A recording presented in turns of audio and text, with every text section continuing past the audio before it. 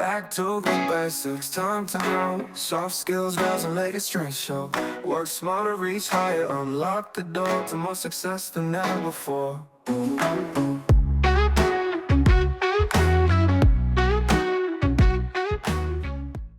Situational awareness, back to the basics. This is one of those hidden skills that once you've developed it, it can change how you work, how you communicate. And for you as leaders, even if you're not a leader, titled leader, you will still be able to lead a little bit more effectively. So in just 20 minutes, we're going to sharpen your ability to read the room, spot what's happening beneath the surface.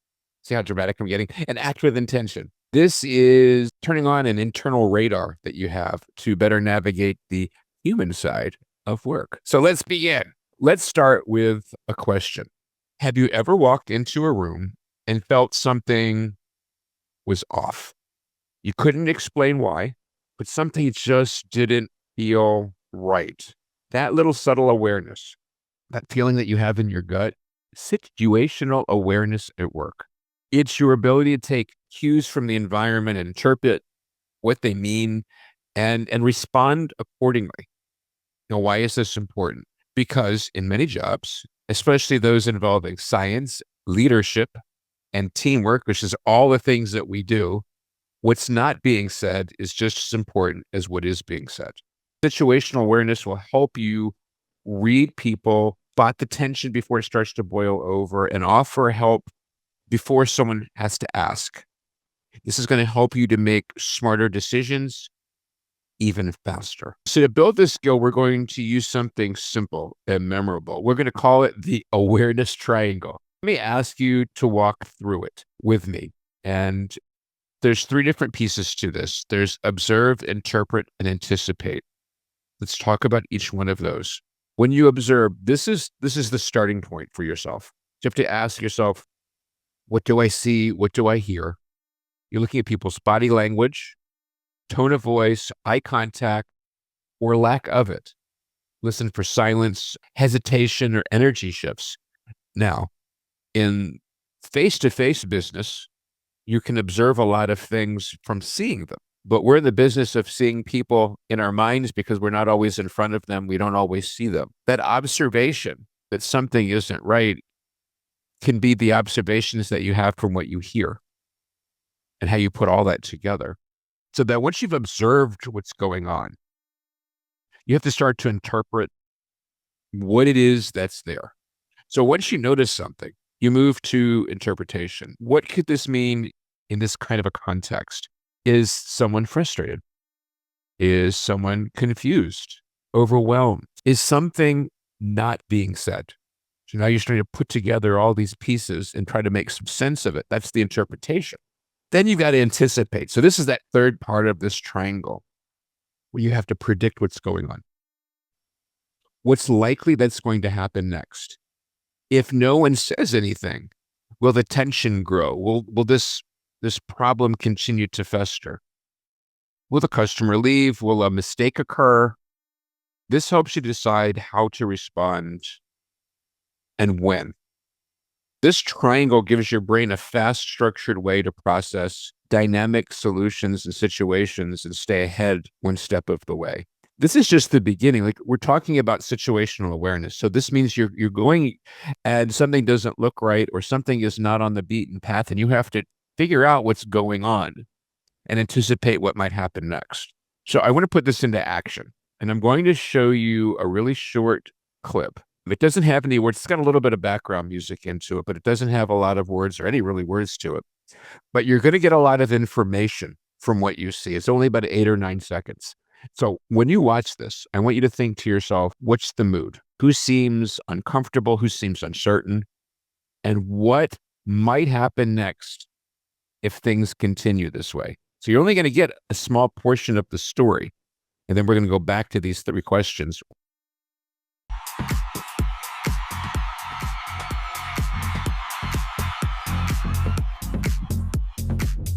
One more time, because that gives us a lot of information. And normally you don't get the second chance to look at anything, but let's just check this one out one more time.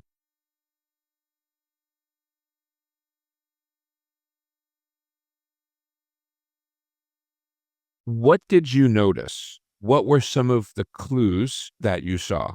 What are some of the takeaways that are here? What did you notice about what you saw in that quick instance? What was it that you noticed? What were some of the clues? Well, we noticed that the guy was proposing to this girl, um, and she rejected him. Oh, so there was some emotion that was going on. There was some nonverbal stuff about what was going on. He proposed, she walked away. He looked upset. So that's some of those clues. So the takeaway here is that nonverbal communication carries a lot of weight. It's the eye contact, it's the posture, it's pacing, it's crossed arms. All of these are the sources of insight that we're paying attention to. It's the nonverbal signals. A lot of time with people, when you see them, it's the body language that they have. It's the way that they sound. It's their movements. It's everything put together. Let's look through a couple of real world scenarios where you're going to apply this triangle. Think about what you do, not just in theory, but in your role, whatever that role is that you have, whether it's trainer, QA, lead, whatever it might be, start thinking about it in that perspective, in your role, in that work setting that you have. Here is something that happens all the time. You get somebody that's in the call center, they're on a support call, and their voice is soft and measured.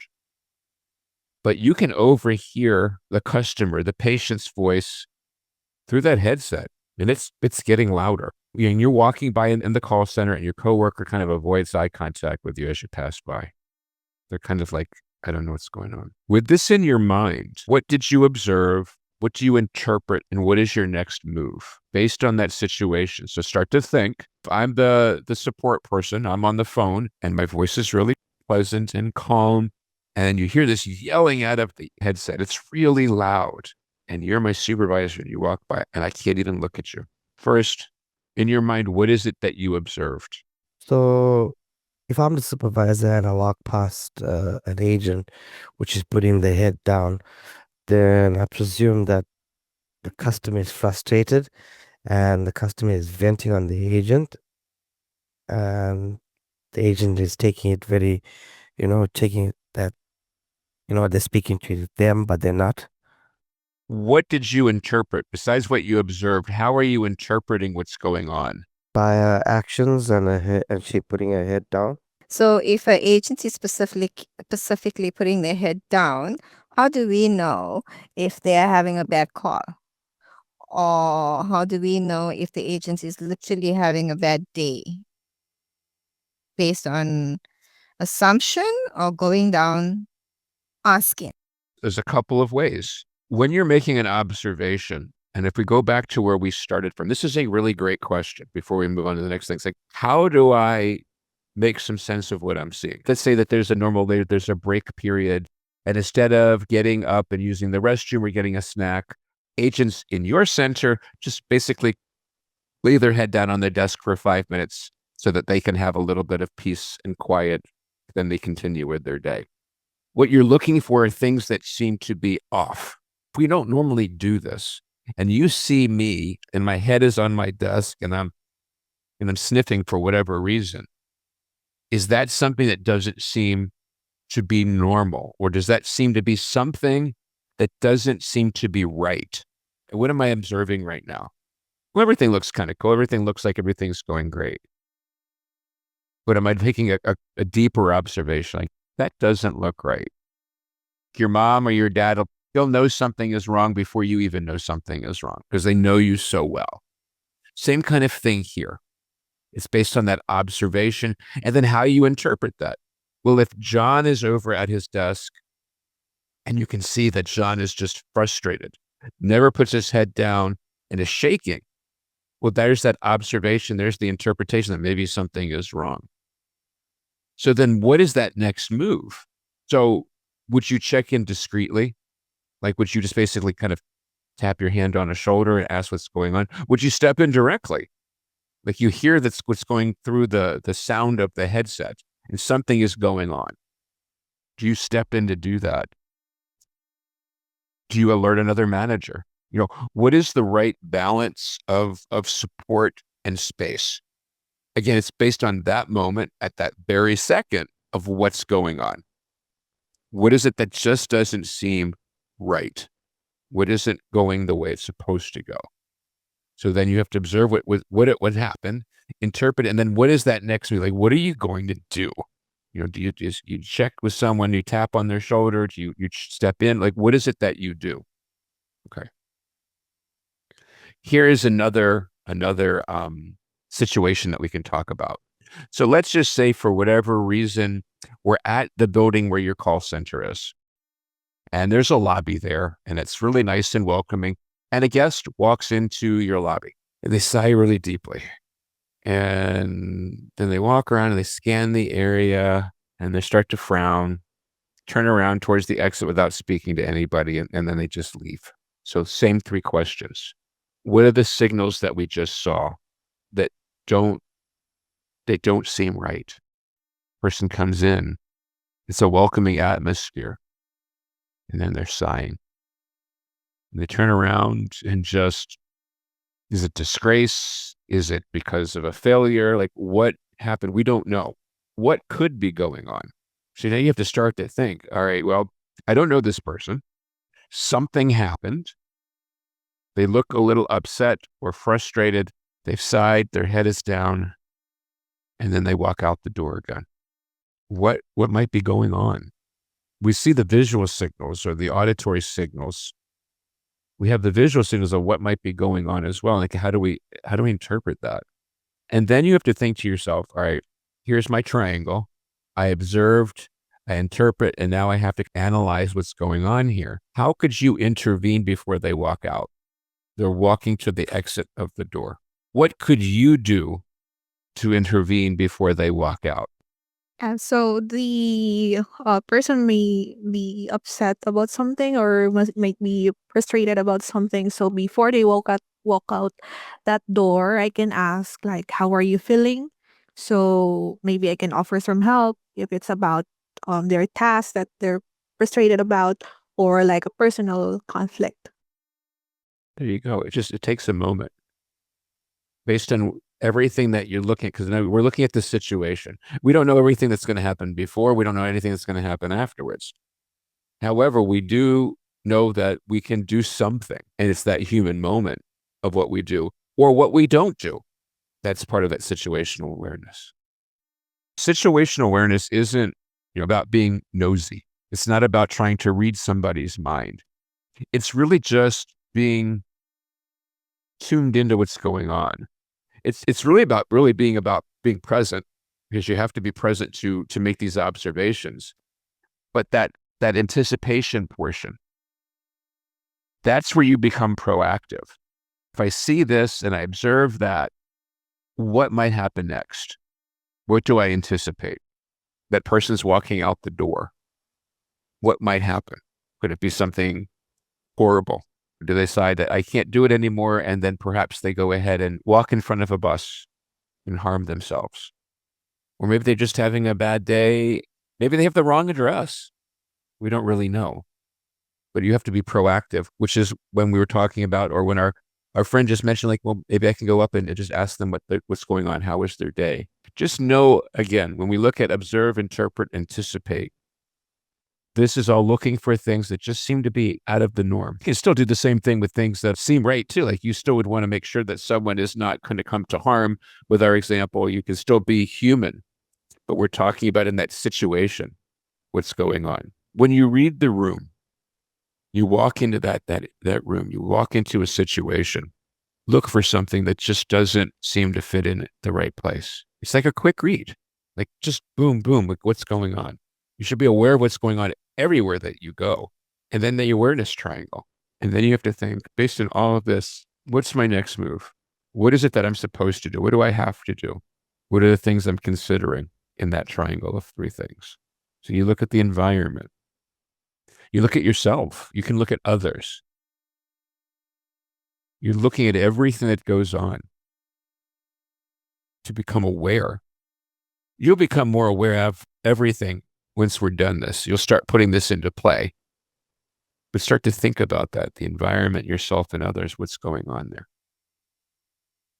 So I'll ask you one final question. What's the one thing that you'll start noticing more intentionally today? What are those things? Is it a tone of voice, a posture, eye contact? Is it when someone is quiet? Is it when they sigh? One thing that you'll start to notice a little bit more intentionally today. Hi, Alan. So, Hi. probably since voice is the most primary thing of our communication with our clients, probably aside from tone, I would also focus on the client's pacing, because if they're more calm, it means that I can proceed calmly as well with our communication. But if they're proceeding with a more faster tone, it means that I have to speed up the process in order to not agitate the customer further. Wow, that was really good. Using two different things to make an observation. And I like the pacing. That was a great example. Not only how they sound, but what is the pace? Are they calm? Are they more agitated? And that way you can intervene in a way that is appropriate for that person. Because every situation is going to be different. So everything that you're going to do is going to be different. Remember, really simple quote. I love quotes. If you can read it, you can lead it. Think about it this way. If you can read it, meaning not just what you see on paper with words, but if you can read the room and understand what's going on, at that point, then you can become a leader to lead the room as well. Keep practicing this. This is going to start to become second nature with the things that you do.